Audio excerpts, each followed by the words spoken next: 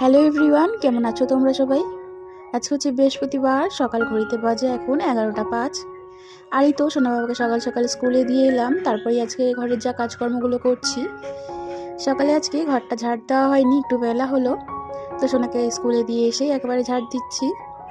আর এবারে সংসারের কাজকর্ম একেবারে এক নাগাড়ে সেরেই, বৃহস্পতিবার আজকে পুজো দিতে বেশ অনেকটাই টাইম লাগবে, তো এই কারণে একেবারে ঘরটা ঝাড় দিয়ে ঘরটা মুছেও নিলাম। সকালবেলা ওদিকে রান্নার মোটামুটি কিছুটা হয়ে গিয়েছে, আর আজকে সেরকম কিছু রান্নারও করার নেই। সকালবেলা একটু ডাল আর ভাত করেছিলাম, বেলায় এসে একটু আলুও ভেজে নিয়েছি। আর খাওয়ার সময় আজকে একটুখানি গরম গরম ডিমের অমলেট করে নেবো। মা বললো বিট আলু ভাজা করেছে আর ডিমের অমলেট করতে, আজকে তেমন কিছু রান্না নেই। তাই তো স্নান সেরে জামা কাপড় মেলে নিলাম, আর ওদিকে পুজোটাও দিয়ে নিয়েছি।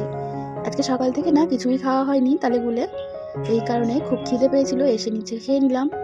তো চলো, মিনি ব্লগটা কেমন লাগলো অবশ্যই জানাবে, যদি ভালো লাগে অবশ্যই সাবস্ক্রাইব